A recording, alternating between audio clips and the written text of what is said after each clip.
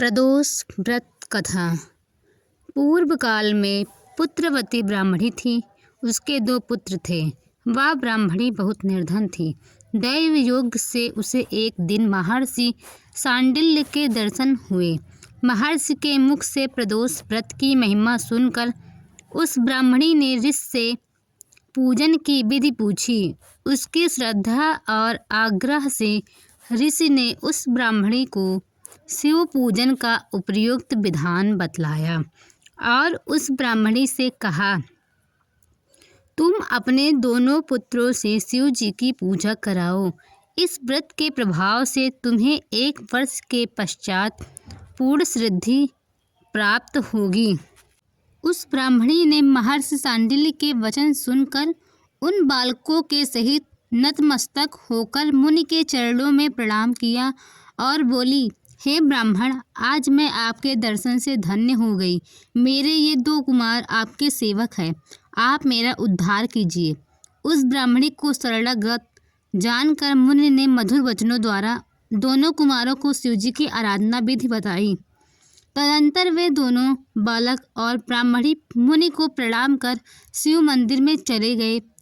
उस दिन से वे दोनों बालक मुनि के कथना अनुसार नियम पूर्वक प्रदोष काल में शिवजी की पूजा करने लगे। पूजा करते हुए उन दोनों को 4 महीने बीत गए। एक दिन राजसूत की अनुपस्थिति में शुचिव्रत स्नान करने नदी के किनारे चला गया और वहां जल क्रीड़ा करने लगा।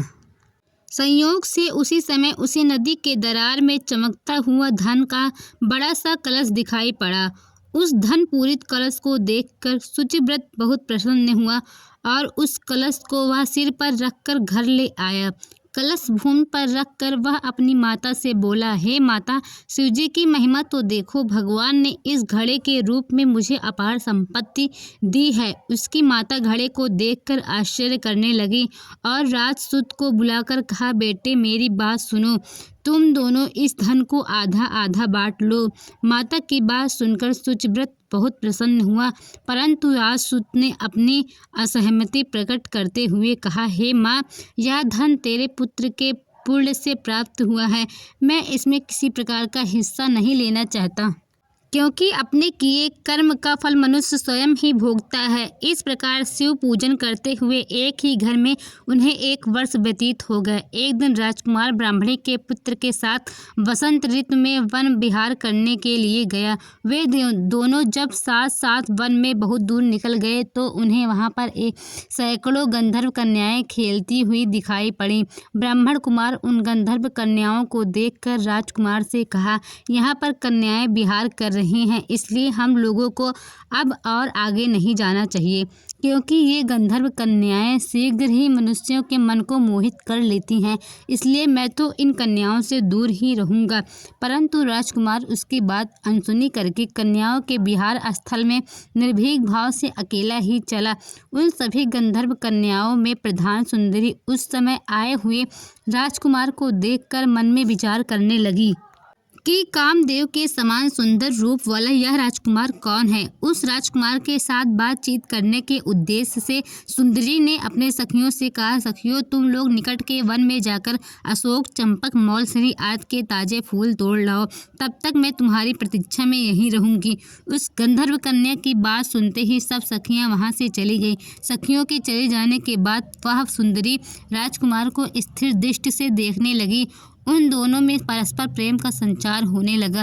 गंधर्व कन्या ने राजकुमार को बैठने के लिए आसन दिया। प्रेमालाप के कारण वह सुंदरी राजकुमार के सहवास के लिए व्याकुल हो उठी और राजकुमार से प्रश्न करने लगी, हे कमल के समान नेत्रों वाले, आप किस देश के रहने वाले हैं?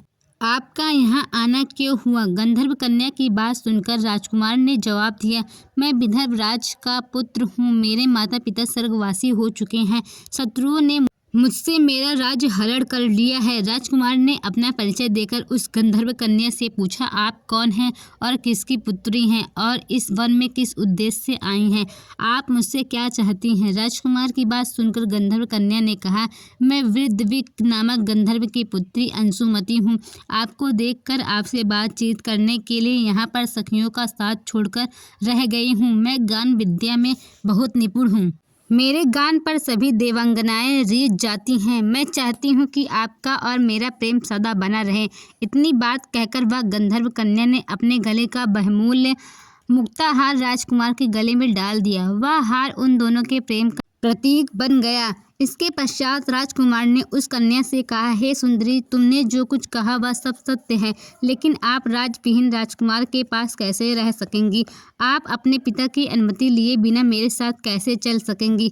राजकुमार की बात सुनकर कन्या मुस्कुराकर कहने लगी, जो कुछ भी हो, मैं अपनी इच्छा से आपका वरण करूंगी। आप परसों प्रातःकाल यहाँ आइएगा। मेरी बात कभी झूठ नहीं हो सकती। गंधर्व कन्या ऐसा कहकर पुनः अपनी सखियों के पास चली गई। इधर वह राजकुमार भी शुचिव्रत के पास जा पहुंचा और अपना सारा वृत्तांत कह सुनाया। इसके बाद वे दोनों घर लौट आए। घर पहुंचकर उन लोगों ने ब्राह्मणी को सब हाल कहा, जिसे सुनकर वह ब्राह्मणी भी हर्षित हुई। गंधर्व कन्या द्वारा निश्चित दिन वह राजकुमार शुचिव्रत के साथ उसी वन में जा पहुंचा। वहां पहुंचकर उन लोगों ने देखा गंधर्व राज अपनी पुत्री अंशुमति के साथ प्रतीक्षा में बैठे हैं। गंधर्व राज ने उन दोनों को आसन पर बिठाया और राजकुमार से कहा, मैं परसों कैलाशपुरी को गया था। वहां पर भगवान शंकर पार्वती सहित विराजमान थे। उन्होंने मुझे अपने पास बुलाकर कहा, पृथ्वी पर राजच्युत होकर धर्मगुप्त नामक राजकुमार घूम रहा है। शत्रुओं ने उसके वंश को नष्ट कर दिया।